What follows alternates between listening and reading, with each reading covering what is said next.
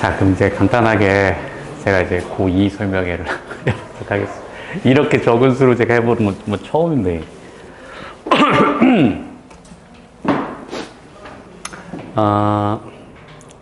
일단 제가 올해 수능에 대해서 간단하게 좀 말씀을 드리고 나서 얘기를 이제 시작해야 될 것 같습니다.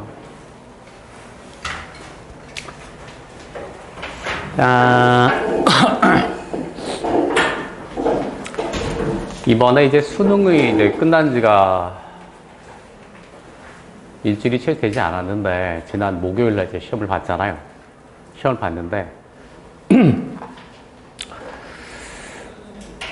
제가 이제 수학 선생님이니까 아무래도 저는 수학을 잘 풀겠죠. 그러니까 저도 이제 쭉 풀어서 이제 갔는데, 작년과 올해를 제가 딱 느낌을 비교했을 때, 작년은 어려웠습니다.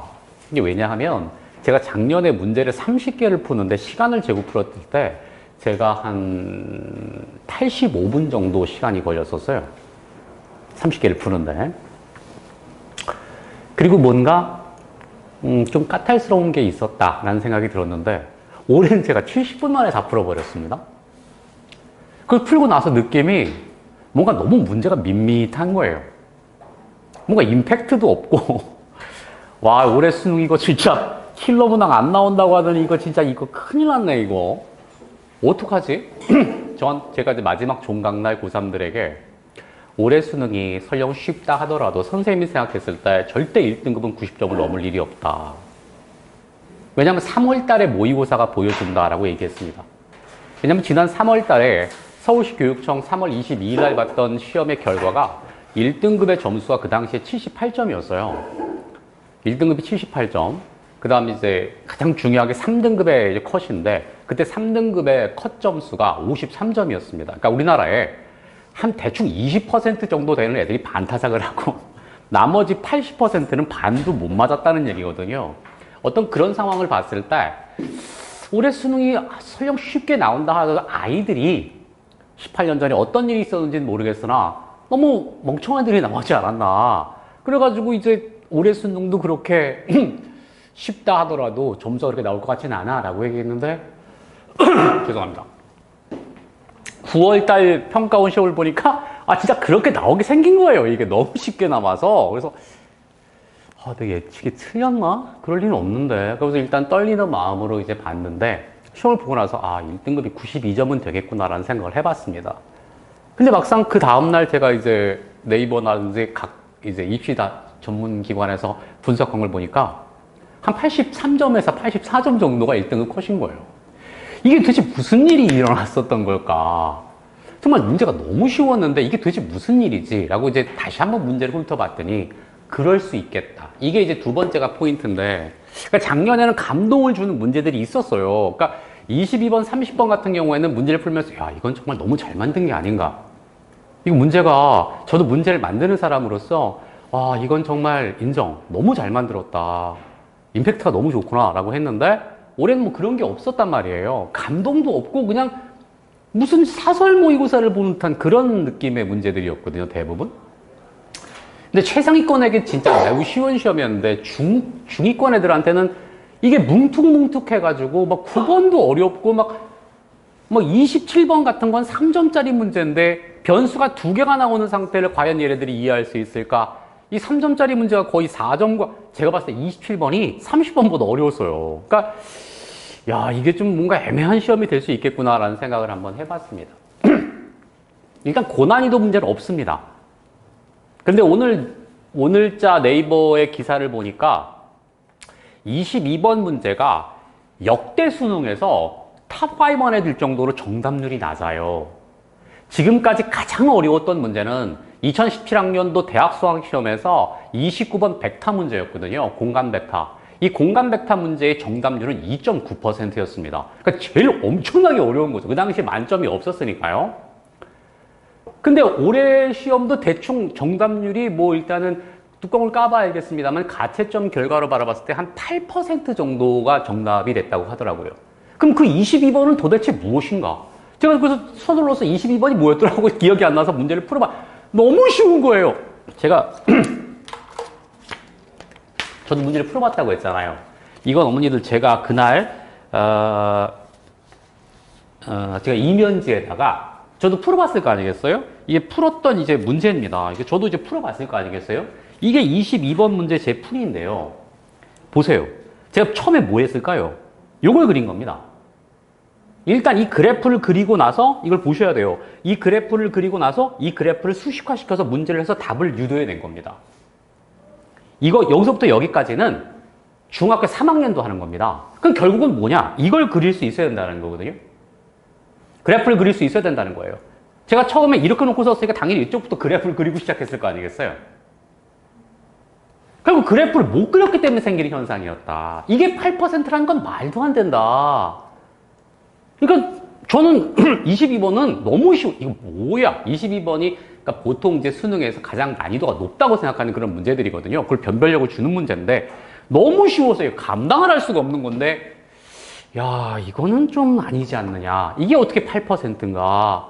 문제 뜻 자체를 애들이 이해를 못하는 것이 아닌가. 이런 생각이 좀 들었네요. 이게 평상시에 이게 정확한 개념을 이제 실어서 푸는 연습을 해야 되는데 애들이 개념 없이 그냥 학원에서 주는 문제들을 아무 생각 없이 푼다. 그게 문제라는 겁니다. 3점 문항에 대약진이 있었다. 그러니까 3점짜리 문제들이 마치 4점과 같은 느낌을 받았을 것 같아요, 아이들이. 그러니까 당황했지 않았을까. 3점은 3점 정도의 난이도로 끝쳐야 되는데 이게 그걸 넘어서서 4점에 육박하는 난이도를 갖다 보여주다 보니 당황할 수밖에 없지 않았을까라는 생각이 좀 들고요. 앞으로 예비 고2와 이제 예비 고3이 있잖아요. 앞으로 얘네들이 어떻게 이제 공부를 해야 되는가를 보여주는 시험이었다. 결국 수능이 뭔가 새로운 전환기를 맞이했다. 막 엄청나게 어려운 문제를 요구하는 것이 아니라 뭔가 개념을 정확하게 그 문제에 도포해서 풀어야 되는 어떤 그런 시점이 확실히 왔다. 그리고 제가 작년도 그렇고 재작년도 늘 설명할 때마다 말씀을 드리는데 문제 양보다는 이제부터 질로 접근하는 것을 강제한 시험이었다라고 이제 말씀을 좀 드리고 싶습니다. 막 이만큼씩 문제를 풀어서 100점을 맞는 게 아니라고 제가 늘 얘기를 하거든요. 어머니들이 뭐 학원에서 이만큼씩 뭐 그냥 문제를 주면 그 학원은 좋은 학원이야. 그런 학원 좋은 학원 아닙니다. 문제 많이 주는 학원은 그냥 그 선생님이 주는 게 아니에요. 그냥 컴퓨터로 조작해가지고 복사해서 나눠주는 거예요. 그러니까 뭔가 많이 받아오면 되게 좋은 줄 알아요. 그렇지 않다니까요. 그건 시간만 갖다 없애는 거예요. 그냥 난잡한 문제 100개를 푸는 것보다 적당한 난도의 문제 10개를 푸는 것이 월등 우리에게 도움이 된다. 그리고 지금은 우리가 무엇을 해야 될 때냐, 고2 애들은 개념을 정확하게 입힐 때입니다. 본격적으로 고2가 진짜 중요한 시기거든요. 인생을 다 털털 털어서 고1에서 고2로 넘어가는 이 시기가 첫 번째로 가장 중요한 시기다. 2학년에서 3학년으로 올라가는 이 시기. 사실은 제가 좀 이따 이제 고3 설명에도 옆에 넘어가서 하겠습니다만은 사실 이미 늦었습니다. 이미 최상위권들은 깔고 있어요. 그들은 범접할 수 없는 철방석 깔고 앉아 있어가지고 밑에서 아무리 송곳으로 찔러봐야 정말 초롱성을 치고 있기 때문에 1등급으로 올라가는 건 정말로 어려운 일입니다. 몇 점 이상이 1등급이 아니지 않습니까? 우리는 어차피 상대평가를 하는 것이기 때문에 4% 안에 드는 게 정말 쉬운 일이 아닙니다. 이게 진짜 중요하다. 문제 양보다는 질로 접근해야 된다. 문제를 많이 푸는 것보다는 한 문제를 정성껏 들여서 푸는 것이 중요하다. 제가 고등학교 때 수학을 잘하게 됐던 계기가 있었습니다. 어떤 계기였냐면 수학은 애들 이런 게 있어요. 문제를 풀어요. 근데 그 어떤 누구도 문제를 딱 고난이도 문제를 보자마자 바로 송곳으로 찔러갈 수는 없는 것입니다. 왜 그러냐? 저도 이제 수학을 되게 잘하잖아요. 평생을 업으로 살아왔던 사람입니다. 근데 보시면 보세요. 제가 X표 쳐놨죠. 이거 왜 X표 쳐놨을까요? 저도 잘못 풀 때가 있는 겁니다. 저라고 어떻게 한 방에 풀겠어요. 근데 보세요. 저도 그래프를 또 그렸죠. 뭐든지 수학은 그래프라는 겁니다. 이게 그래프 없이 되지가 않아요. 그러니까 이게 보세요. 이것도 그래프죠. 저도 어떤 수학 문제든 무조건 그래프가 필요하다는 것을 알아야 됩니다. 이것도 보세요. 그래프입니다. 그래프가 없이는 수학을 잘할 수가 없어요.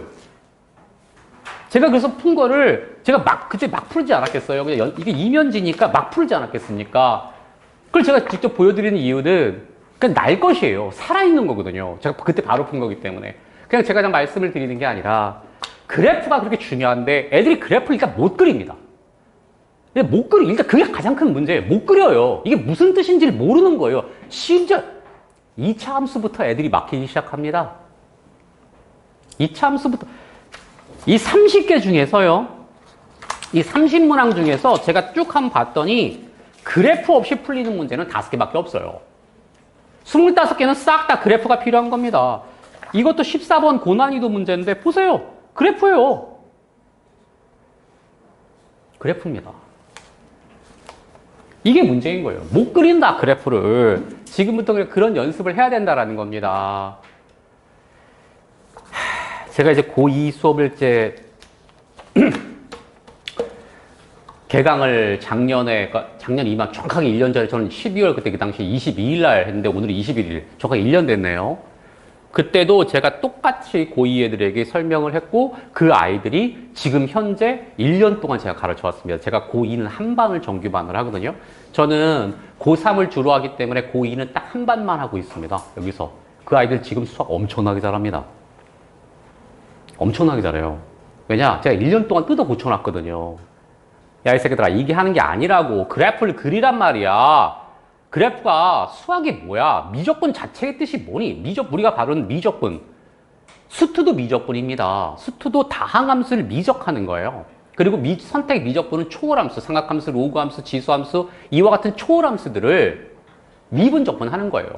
메커니즘은 동등합니다. 다만 그래프의 형태가 좀 다른 거죠. 근데 미적분은 무엇인가? 리미트로 정의되어지는 해석 기하학입니다. 기하예요, 기하. 그래프입니다. 그래프 없이는 아무것도 될 수 없기 때문에 밥 먹고 그림 그리는 연습만 해야 돼. 너희들은 미대생들보다 훨씬 많은 그래프를 그려줘야 된다. 하루에 그래프를 100개씩 그려줘야 된다. 그래야 그것이 체화가 될 것이고 어떤 시험이 나와든 능히 그걸 풀어낼 수 있을 것이다. 라고 1년 전부터 얘기했습니다. 그래프가 그만큼 중요하다는 것입니다. 사실 가채점 결과입니다. 제가 이제 애들이 시험이 끝나고 고3들이 이제 연락이 왔을 거 아니겠어요? 근데 작년에는 제가 100점짜리를 그래도 한 3명은 만들었어요. 작년 수학은 어려운데 100점이면 대단한데 올해는 2명 있더라고요. 그래서 한 2명 정도라고 봤습니다, 사실은. 근데 걔네들이 결국 2명이 이제 100점을 맞아줬는데 사실 이런 얘기 할 때마다 조금 좀 민망하긴 한데 그냥 올해 결과물이 이랬다라는 것을 좀 말씀을 드리려고 합니다. 아직 연락이 오지 않은 친구들이 있고 해서 이제 뭐 해보면 알겠죠. 현재까지 올 애들에 비우면 한 88점 이상이 한 32% 정도 되더라고요. 100점짜리 현재까지 제가 연락받은 건 2명, 96점 2명, 92점 7명, 뭐 대충 요 정도가 되더라고요. 할 만큼 했습니다. 진짜 올해. 저는 이제 할 만큼 한 거예요. 100점 2명 만들었으면 뭐 된 겁니다. 전 솔직히 이게 한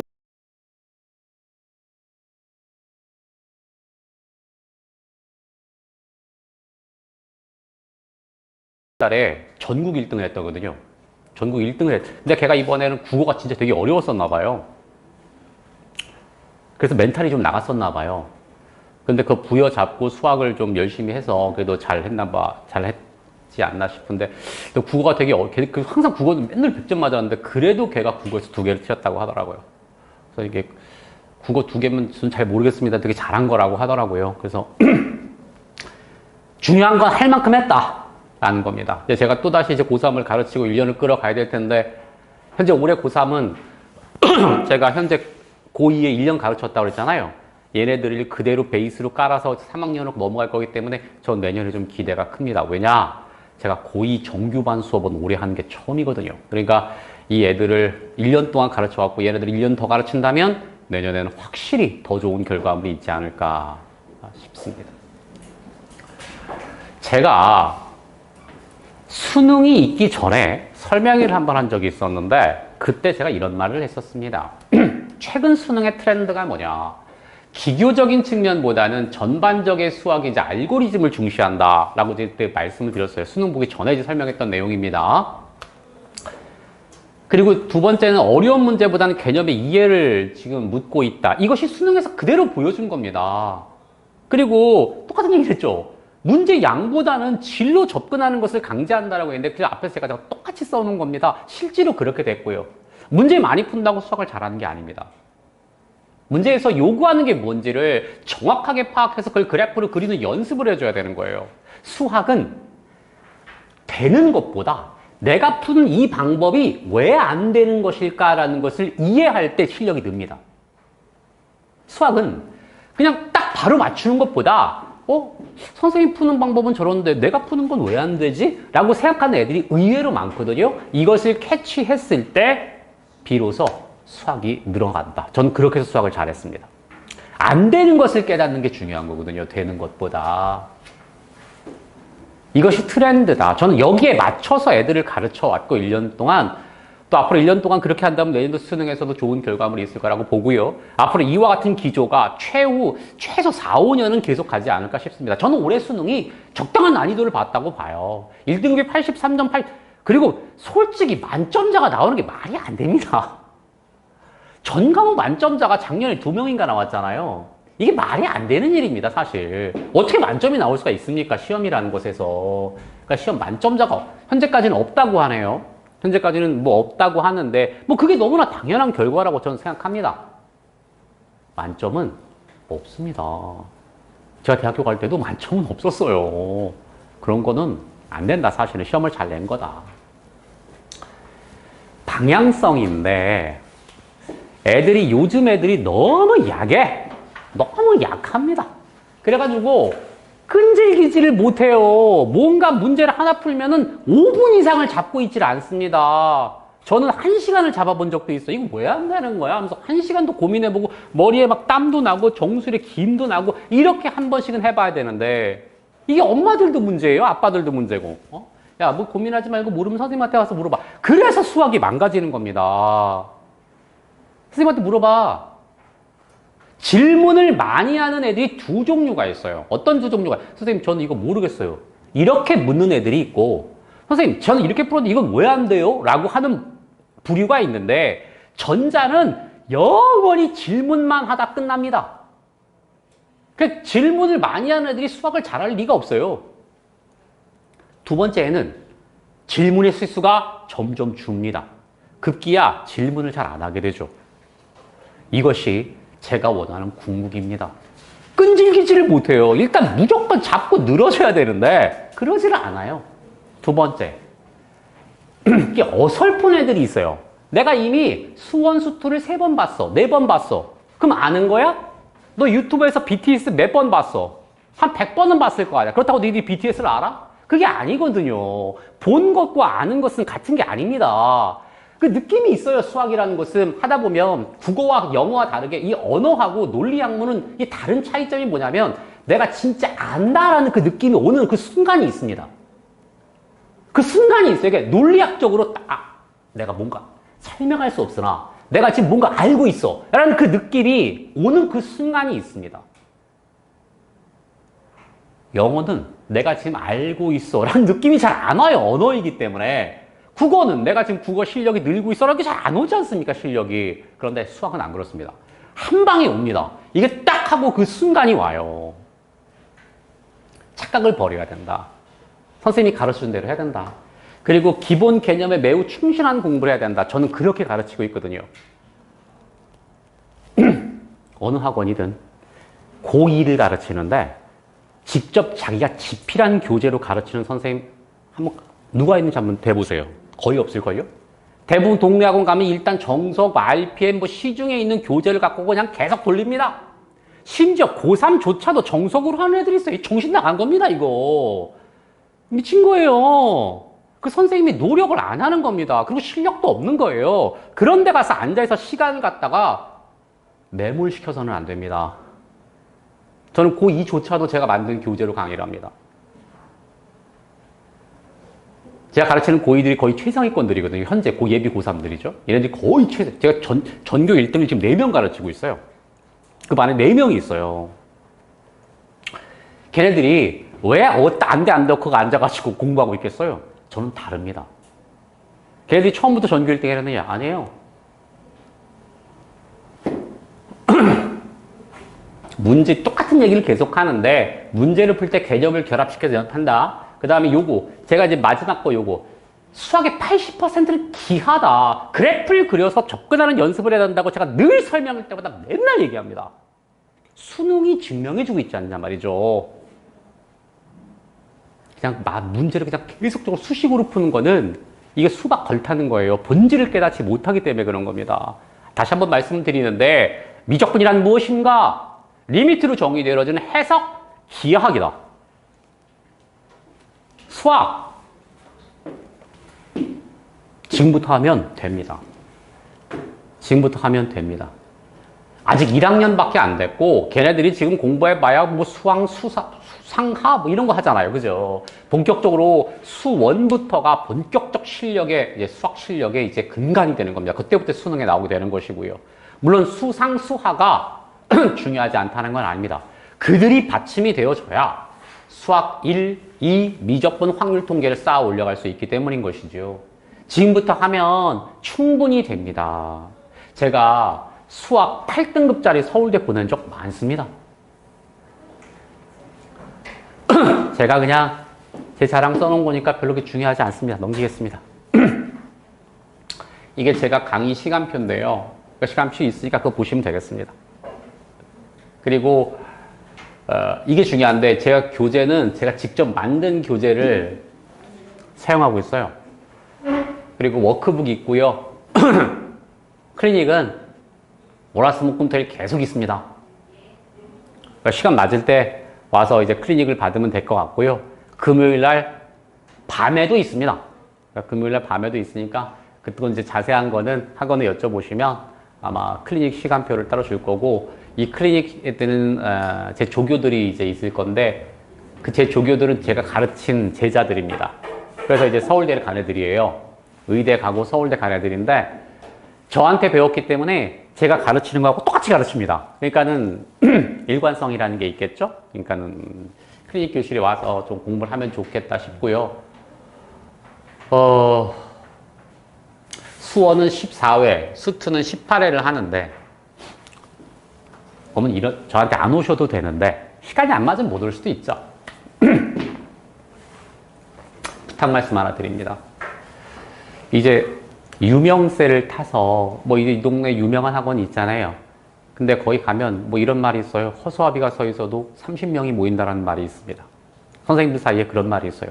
그 학원은 허수아비가 서 있어도 30명이 있거든. 무지성을 이젠 제발 좀 그런 것 좀 안 할 때가 됐어요. 세상에는 진정한 고수들이 많습니다.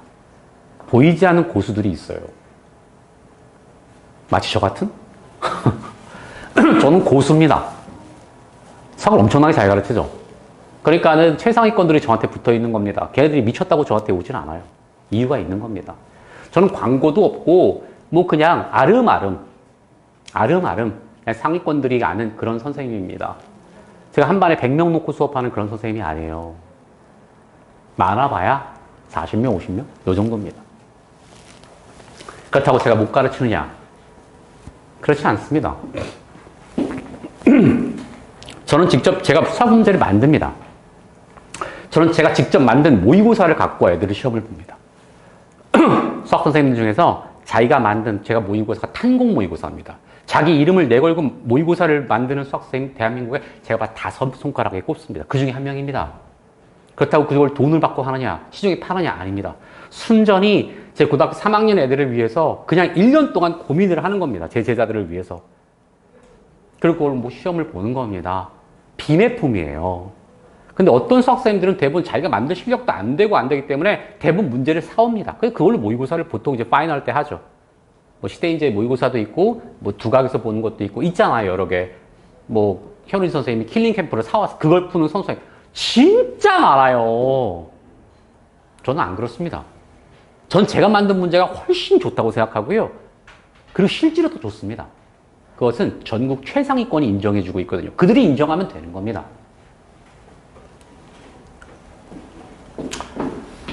서울대를 가는 애가 있고 연고대를 가는 애가 있습니다. 이게 차이점이 있어요. 제가 이걸 좀 말씀을 좀 드려야 될 것 같아서 그래서 한번 넣어놨는데 서울대를 가는 애하고 연고대를 가는 애 가장 극명한 차이점 이게 뭐냐? 서울대를 간 애들은 첫 번째, 엄청 겸손합니다. 자기가 알아도 선생님의 강의를 열심히 듣습니다. 이게 정말 이게 진리예요. 절대 제가 고등학교 다닐 때도 그랬거든요. 저도 그랬어요. 저도 고등학교 나름대로 공부를 엄청나게 잘했습니다. 실제로. 저는 고등학교 3학년 때 전국에서 1등을 여러 번 해봤습니다. 몽살 다 맞았거든요. 그런데 우리 반에 공부 잘하는 애가 또 하나 있었습니다. 모시기. 걔는 중학교 때부터 동네에서 유명한 아이였습니다. 그냥 전교 1등의 별명이. 결국 저는 걔를 제쳤습니다. 그리고 압도적 차이를 보여줬죠. 어떻게 그렇게 됐느냐? 저는 공부를 잘하고 수학을 엄청나게 잘해서도 선생님의 수업을 끝까지 잘 들었습니다. 내가 못 푼 방법이 내가 푼 방법과 다른 게 저런 게 있을 수 있겠구나. 하나를 건지는 그날은 대박인 날입니다. 물론 대부분 다 알았습니다. 근데 저런 것도 있나? 하는 생각이 드는 날은 그날은 대박인 거죠. 큰 거 하나 건진 겁니다. 그런데 연고대를 가는 애들은 애들이 깝싸요.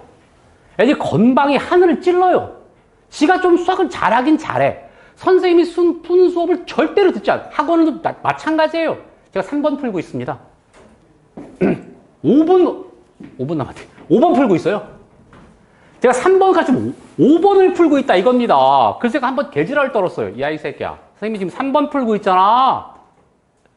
네가 뭔데 5번을 풀어? 전 그런 거 못 봅니다. 그런데 서울대 가는 애들은 3번을 풀고 있습니다. 물론 이미 다 풀어왔죠. 걔 왜 5번 풀고 있을까요? 안 풀어온 겁니다. 그러니까 5번을 풀고 있겠죠. 이미 얘는 3번을 집에서 다 풀어온 겁니다. 그리고 자기가 푼 것과 선생님 푼 걸 비교해 보는 겁니다. 아, 이게 있구나. 그럼 빨간색으로 메모를 해놓은 겁니다. 그리고 진짜 겸손합니다.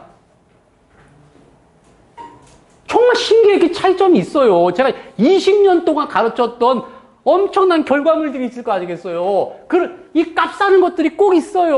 어느 학교나 꼭 있거든요. 전교 1등은 원래 조용합니다. 꼭 학교에서 한 10등 내외, 한 단자리수 들었는데 수학시험 끝나 막 책상을 치면서 야, 이번 시험 수학 너무 쉽지 않았냐, 미치겠다. 그럼 100점도 아니에요. 조용히 있는 애가 100점입니다. 세상이 원래 그래요. 부자들이 돈 많다는 얘기 해본 적 있어요? 꼭 어설픈 애들이 돈 많다는 자랑을 합니다. 진짜 찐들은 그냥 조용히 있어요. 찐들은 원래 공부도 똑같아요. 서울대를 가는 애들은 늘 조용합니다. 늘 겸손하죠. 그러니까 사랑을 독차지해요. 얘네들은 꼴보기 싫어요. 아, 이 새끼들은 수학을 잘하긴 잘하는데 어설프게 잘합니다. 서울대와 연고대는 하늘과 땅의 차이입니다. 달라요. 모르셔요? 사회 나오면 딱 감 안 오세요? 다릅니다. 딱 보면 알아요, 저는. 그러니까 제발 우리는 이런 애가 되자. 에? 이 어설프게 그냥 좀 수학 좀 한다고. 또 사람들도 인정을 해줘요, 또. 너 수학 잘해. 그러니까 또 지가 기고만장 안 된다면. 그럴 때일수록 그 마음을 제가 늘 현재 예비 고3 제가 한 반 가르치기 있다고 그랬잖아요. 이 고2 애들한테 늘 그 얘기를 합니다. 너희들 3학년 되면 수학을 더 잘하게 될 거야. 그렇다고 해서 너희들이 나보다 수학을 절대로 잘할 수는 없어. 너희들이 나보다 공부를 잘할 수는 없어. 그러니 끝까지 수능이 오는 그 순간까지 겸손을 유지해야 된다. 그리고 나서 수능을 보고 나서 너희 수학을 100점 맞아. 그리고 나서 이번 수학 너무 쉬웠어요. 반박의 여지가 없는 겁니다. 100점 맞으면 쉬운 겁니다. 그리고 나서 깝사자 우리. 수능 보기 전까지는 끝까지 그걸 참을 수 없는 그 자신감이 있다 하더라도 그걸 꾹꾹 눌러 참는 겸손함이 우리에겐 절대적으로 필요하다. 그래야 너희들이 어딜 가든 인정받는 사람이 되는 것이다. 그러면 너 가만히 있어도 이상하게 이 사회라는 것은 유기적이라서 다 알아준다. 그러니 우리 열심히 해서 서울대를 가자. 연고대를 가는 그런 애가 되지 말자. 저는 아까도 말씀드렸습니다만 수학을 되게 잘했다고 했잖아요. 제가 경험도 있고 가르쳐본 어떤 것도 있어 봤을 때 고등학교 수학은 IQ 테스트가 아닙니다. 수학 올림피아드가 아니에요. 그냥 정규 교과 과정을 잘 이수하고 개념을 단단하게만 잘 이어주면 분명히 수학을 100점 맞을 수 있습니다. 결국 노력이 재능을 이긴다는 겁니다. 태어날 때부터 좋은 유전자를 갖고 태어나서 엄마 아빠가 신의 축복으로 만들어낸 정말로 머리가 좋은 애들이 있죠. 실제로 있습니다. 그런 애들이 많지가 않아요. 설령 있다 하더라도 너무 고맙게 그들은 노력을 하지 않습니다. 지가 머리 좋은 걸 알아서 노력을 잘 안 해요. 근데 결국은 노력하는 놈이 그 재능을 이긴다는 걸 전 진짜 수없이 바라봤습니다. 저부터도 그랬고요. 다시 한번 말씀을 드리는데 노력이 재능을 이길 수 있습니다. 그런 놈들이 결국 찐이고 그런 놈들이 결국 서울대를 가는 겁니다. 서울대는 머리가 좋다고 가는 게 아니에요. 엉덩이가 무거운 놈이 가는 겁니다. 저는 한번 보내보겠다 이 얘기죠. 노력이 결국 재능을 이긴다는 이 불변의 사실을 어머니들이 꼭 알아줬으면 좋겠고 아이들도 알았으면 좋겠다는 겁니다. 마지막으로 이 말씀을 드리고 제가 이 자리를 이제 끝나겠습니다. 열심히 공부해라 라는 말 한 번씩 해보신 적 있죠? 그 열심이라는 말의 한자의 뜻은 뜨거운 마음이라는 뜻입니다. 뜨거운 마음을 가지고 공부를 해야 무엇이든 녹일 수 있다는 것이죠. 열심히 공부하고 아무 생각 없이 던지는 그 말이 우리에겐 참으로 소중한 말이었다. 저는 열심의 그 의미를 알고 공부했을 때, 특히 수학을 공부했을 때 오는 환이라는 게 있습니다. 수학이 주는 엄청난 감동이라는 게 있어요. 이 감동을 아이들이 알아주기를 바라는 겁니다. 그러니까 공부했을 때 오는 그 뜨거운 마음과 환희, 그것을 느낄 줄 아는 그런 수험생을 저는 앞으로 2년 동안 저에게 맡겨주신다면 자, 2학년 애들 올바르게 잘 수원수 가르쳐서 3학년이 됐을 때 live brilliant 할 수 있는 삶을 살 수 있도록 한번 최선을 다해서 가르쳐 보겠다. 수원수투 수업은 메카에서만 하고 있습니다. 제가 예섬하고 메카에서 이제 고3 수업을 하고 있는데요. 예비 고2 애들은 여기서만 수업하고 있고요. 제가 아까 14회, 18회 이렇게 얘기했는데 어느 학원에서 수원수도 통합으로 해서 20회에 끝나는 학원이 있다더라. 그런 데 가면 절대 안 됩니다, 어머니들. 그러니까 여름방학, 겨울방학 그 소중한 시간을 망하는 겁니다. 겨울방학이 진짜 중요할 때입니다. 지금 역전할 수 있는 마지막 찬스입니다.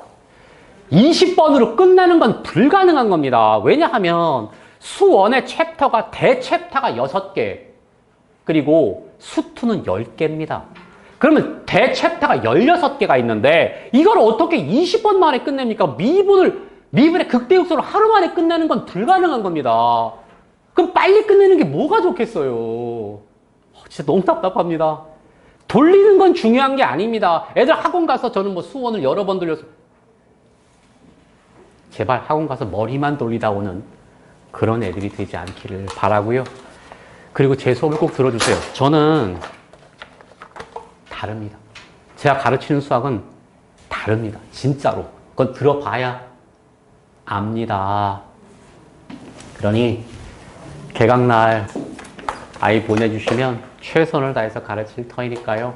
가르치는 거라든지 무슨 관리, 그 다음에 워크북 이 모든 것들은 제가 지금 정말로 이제 약간 완벽주의라서 피곤한데 생긴 거 보세요. 엄청 피곤하게 생기지 않았습니까? 그 되게 피곤한 삶을 살고 있긴 한데 그만큼 제가 완벽을 추구하고 있다.